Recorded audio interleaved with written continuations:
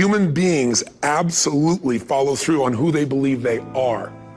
If you said to me, well, I'm really gonna work hard to stop smoking, but I've been a smoker my whole life and I am a smoker.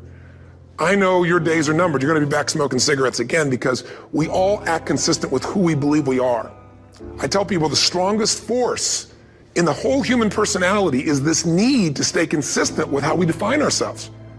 If you define yourself as somebody who is really conservative, you're not gonna be crazy and act nuts unless you're really drunk or something, and then you can say it's the alcohol, when it's really just you finally getting permission to be yourself. The alcohol is your excuse.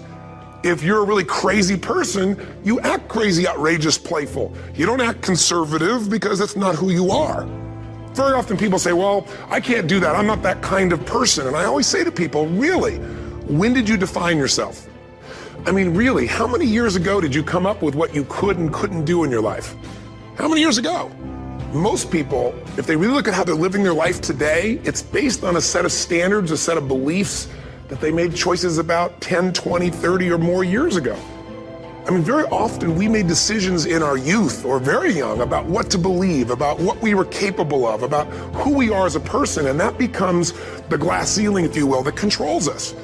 There's a corny metaphor, but it's true. I remember one time I was with my family at the circus, and there was a person there and they had this big giant elephant, and you look at this elephant and they take this little rope, put it around the elephant's neck, and they drive this stake into the ground.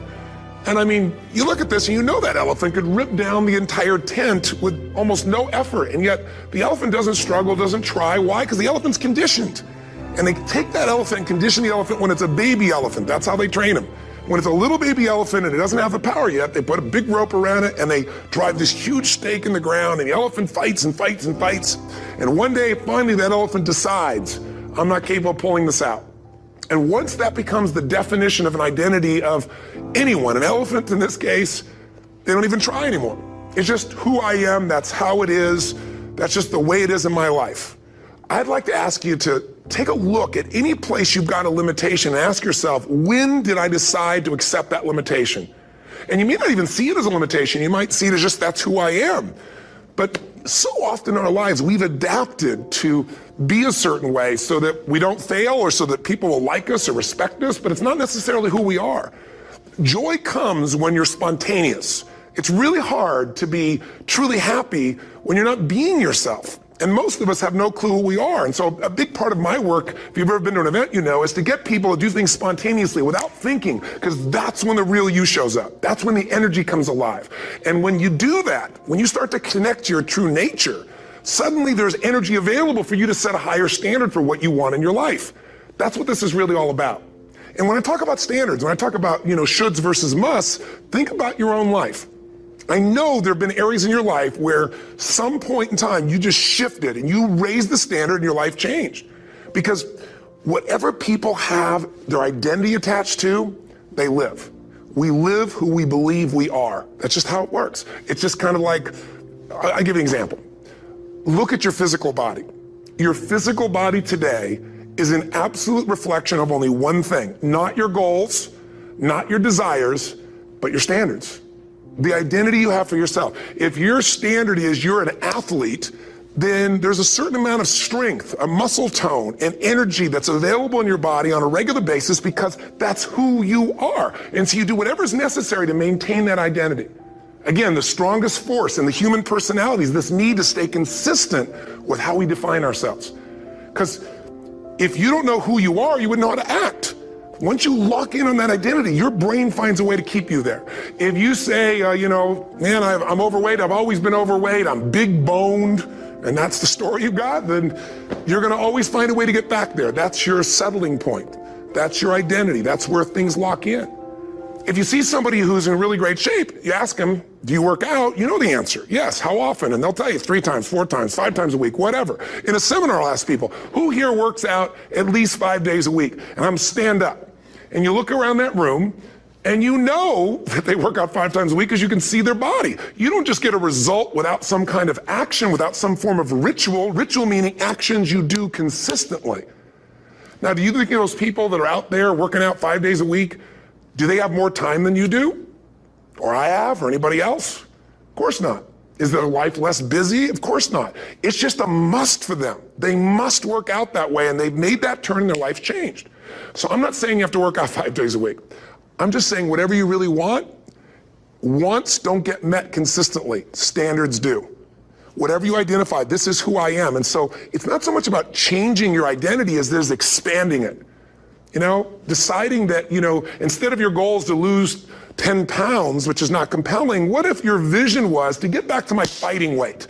This year, this month, this next 90 days, I'm going to transform my body. I'm going to take on a new challenge. I'm going to find some technique or strategy, there's a million of them, that can reframe myself where I want to feel younger, stronger, more vibrant than ever before. Here's my reasons. Because I want the energy to really make my life work. Because it's tough out there and I want to be stronger than I've ever been before.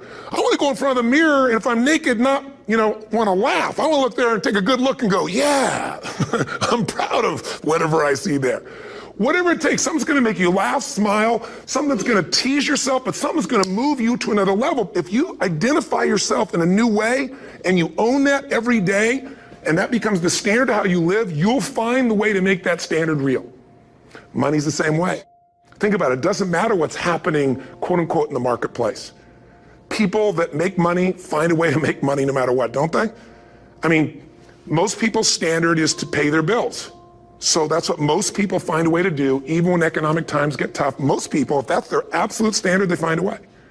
Some people's standard is pay their bills most of the time. And so most of the time they do.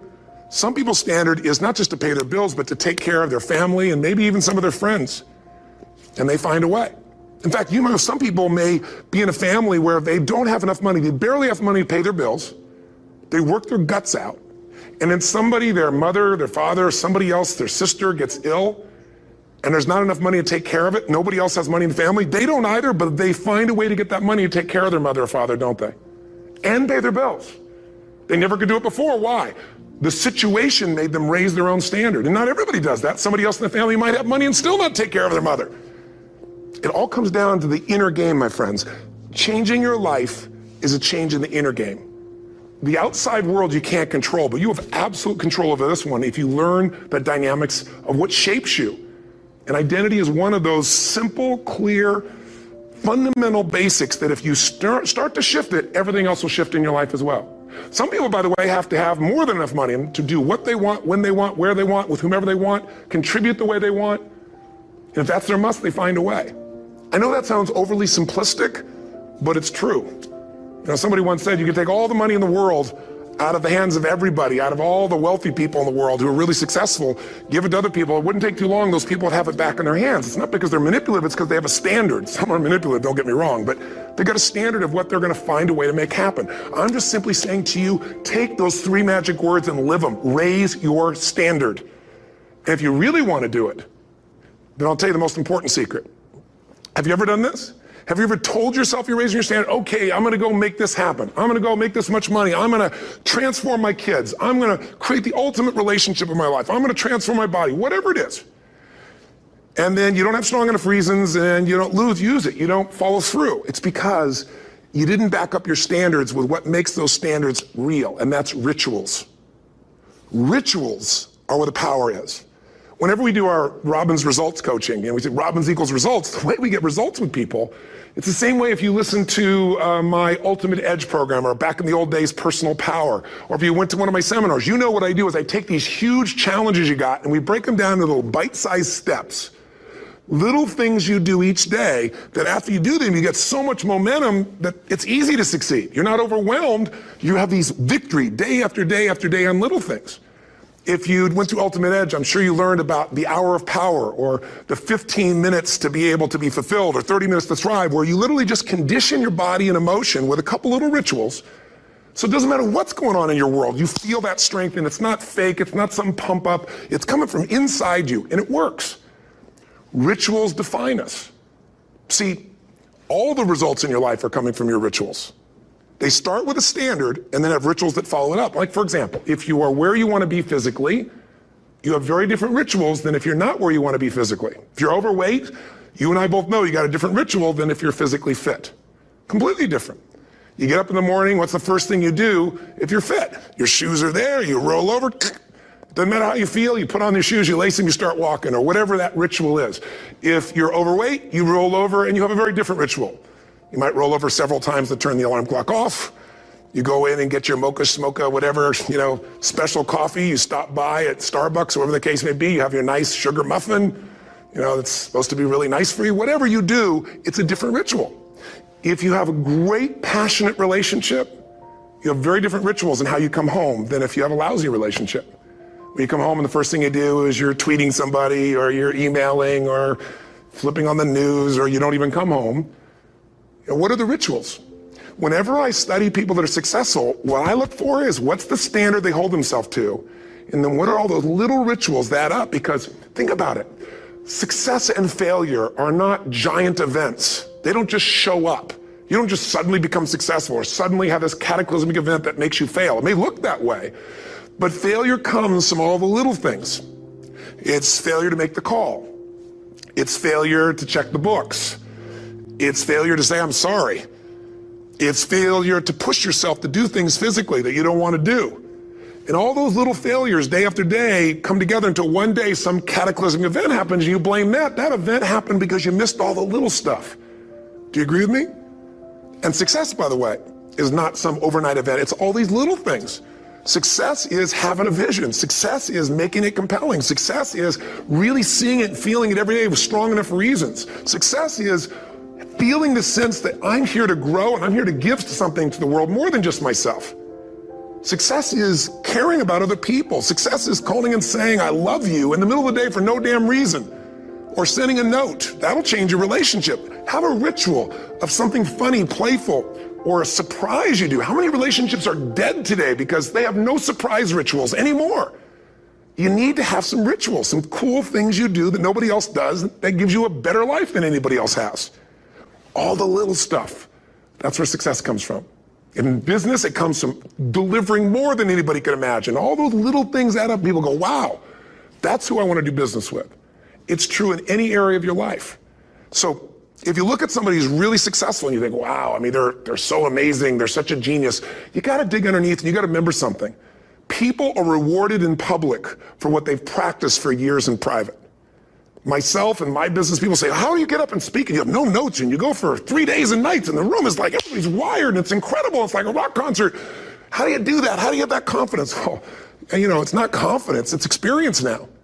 But I did so much behind the scenes and I still do to make things right. How many people would know that since the time I was 17 years old, before I walk out on stage, still do to this day, wouldn't need to do it, but I still do it, I never walk out there without being in an absolute peak state of mind.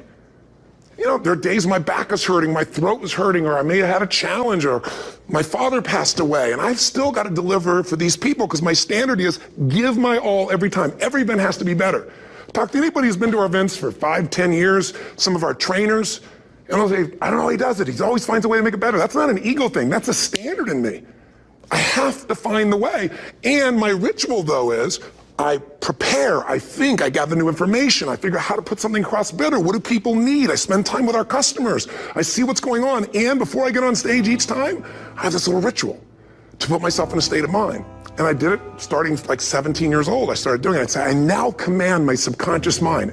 And I say this out loud several times, this little phrase, set of phrases, as an incantation to kind of condition my mind and body. And I'd say, I now command my subconscious mind to direct me in helping as many people as possible today by giving me the strength and the emotion and the humor and the brevity, whatever it takes to show this person and help this person change their life now. And I started that with a person when I worked with people one-on-one, and I would do that for 45 minutes driving in my Volkswagen to go serve and coach somebody for the first time. Now I don't say that person, I say these people, and I can go out in a room of 10,000 people and deliver for 50 hours, and I do it every time I come back on stage. It's a ritual to go into peak state. Peak states don't just show up, they don't interrupt you. Great ideas don't interrupt you, you gotta pursue them. I talked to Michael Jordan, I'll never forget, at the peak of his career, and got to watch his final game, saw him backstage and spent some time with him, and it was a pretty exciting time. He was the greatest basketball player I think that ever lived and has ever lived. And I asked him, I said, what sets you apart, Michael? What is it? And is it God-given talent, ability, skill? What is it? And he said, Tony, he said, I can shoot you straight, it's not, me trying to act humble. He goes, I have a lot of talent, a lot of God-given talent, a lot of skill. I've worked really hard. But he said, really, it's my standards. He said, every day I demand more from myself than anybody else could humanly expect. I'm not competing with somebody else. I'm competing with what I'm capable of. Magic formula. Because most of us lower our standards. Why? Because who you spend time with, my friends, is who you become. One of the biggest reasons I started going to seminars when I was like 17 is I had nobody around me as a great role model. I could read about somebody, but being around people, being in that environment was very different. Finding a way to go to work with someone who lived that standard of life was very different. You get around people with low standards and you compete with it. You don't need to compete with it. It's like, okay. I mean, remember Jerry Springer? I don't know if he's still in the air, but I remember he used to get people on the show and I thought, where would he find these people? And why would people watch? I'll tell you why they watch. They watch these people and go, my life's still pretty darn good compared to that person. Look at them. You don't have to change your life. All you have to do is find somebody with a lower standard and you'll feel good about yourself. But if you feel that good feeling, it's an illusion. The only thing that's going to make you happy, my friend, and this year or any other, is to step up. It's to raise the standard. It's to discover what you're capable of and feel that incredible power of pushing through whatever's holding you back and get to the other side of more of your true self. That's what this game's all about. And look at the best of the world in anything. Tiger Woods, what's his vision? To win golf tournaments? No, to be the best that ever lived. That's his goal. That's his vision. But here's what's interesting. He backs it up with rituals. If you just have a vision and you don't have the rituals, stop lying to yourself. His rituals are, he started doing things nobody did before. He went and started lifting weights. Golfers lifting weights? No way. He went out and he changed his swing when he was the best in the world because he realized in order to be the best that ever lived, he was gonna have to change his swing. If you know anything about golf, you don't change your swing when you're the best.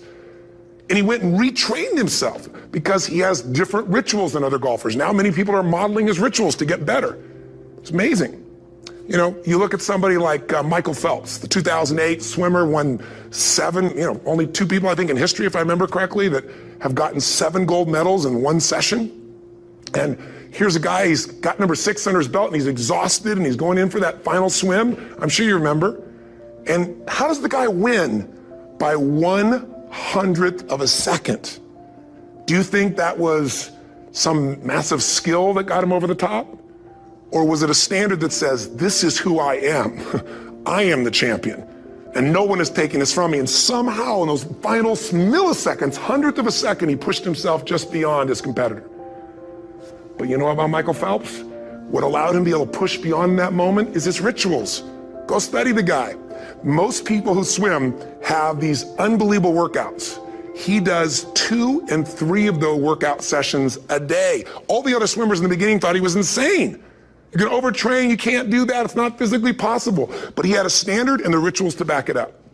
So here's my final message to you, because I've gotten carried away. I thought I was gonna send you like a 5-minute message, but as you can see, there's no script here. It's just me going a little crazy with you, but I wanna really see you get what you want this year. Don't let this year be like last.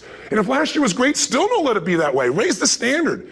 If your life is perfect and extraordinary, you darn well know you're not gonna be happy unless you keep making it better.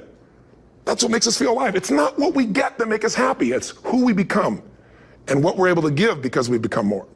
That sense of contribution is what creates the deepest meaning. So here's my assignment for you if you want one. If you want to go from conversation to some action, here's a simple thing to do. What's an area of your life right now that you really want to improve? What's an area that's important to improve? If your body's great, how about your career? If career's great, how about your relationships? Intimate one especially, or your kids. Or your relationship with your creator, your spiritual side of your life? Or is it your finances? Figure an area that really matters. Decide on that area. Number 1, write down what your life is like in that area right now as specifically as possible. So you might say, well, I'm 13.5 pounds overweight, whatever the weight is, whatever the situation is, or my body fat's like this, or I wake up exhausted in the morning, and you write the truth of where you are right now. So you're real clear. Or I'm not in a relationship. I say I want a relationship, but I'm not in one, and I don't seem to find them. All the good ones seem to be gone is my belief. And I really do want one, but I don't have it. Whatever your definition. Or I'm in a relationship, and God, I wish I wasn't in a relationship. I'm planning my escape. Wherever you are. Or I have a wonderful relationship. We love each other, but there just isn't enough passion. Just write the truth of where you are. The area you want to change, but write how it is. And then the second step is, this is where you got to be really honest with yourself. What are the rituals that have put me there? Because whatever results you're getting, even if you don't like the results, there's some rituals that are keeping you in that place. There's some rituals of what you eat or don't eat, how you move or don't move, how you sleep or don't sleep. There's some rituals in the lack of variety or spice or energy or focus in an area. There's something you're doing, and it's usually not one thing, it's a bunch of little things that you kind of do consistently whenever you think about getting in a relationship, whenever you think about working out, whenever you think about money. You get yourself in a state of overwhelm. You start thinking about all the things you can't control. Just write down all the rituals you have, and then here's the third step. What do you want? What's your vision? And be really specific. I want to be my fighting weight. I want to be the strongest I've ever felt. I'm going to turn whatever it is, be specific. And then, last step number 4, what are the rituals that'll get you there? What would you need to do differently each morning if you're going to be that kind of energy, that kind of strength? How often would you work out? What days would you work out? What time? A ritual is something you do consistently, usually at a specific time, so it becomes automatic. Let me tell you something. Willpower doesn't last, but rituals can last a lifetime. I bet you have some rituals in your life right now you've been doing for years, even though some of them don't serve you. I'm just saying, wake yourself up. If you want a new year and a new life, you don't need to start on January 1st. Start today. Start with this little video. And just begin to see what happens and see how easy it is to just do a few little rituals. Don't do them all, just do 2 or 3 new things. And you know what happens? You'll get momentum. Because once you discipline yourself in one area of your life, you feel yourself doing it in other areas as well. I always say something that my original teacher taught me. I always remind people, there's always 2 pains in life. There's the pain of discipline, or there's the pain of regret. And discipline weighs ounces, as my friend Jim Rohn taught me. Regret weighs tons. You don't have regret. So right now, what do you want to change? What's it really like? What are the rituals that got you there? That'll take a little homework. If you're not sure, ask the people around you. They'll tell you what your rituals are. What do I really want in depth? What are the rituals that'll get me there? And then get yourself to start a few of those actions and lock them in place. If I can help you in any way, we're here as a company to support you. Come have an event with us. Come to Unleash the Power Within or Mastery University, or get a coach. You can get a free coaching session if you call our company and click on something on this. Will probably have something on it, or get a product, or don't do anything with us, but do something with somebody, starting with you. If you make the changes in yourself, you're going to be proud this year, and no amount of money or accolades from other people can mirror the feeling of being proud of knowing you've taken back control of your life, or you've taken a great life to another level. Hey there, thanks for listening. Tough Love Motivation is a passion project of mine, and every like, comment, and subscribe really helps the channel out. If you enjoyed this video or get something from it, please consider smashing that like button or even give a subscribe. I'd really appreciate it. Thanks.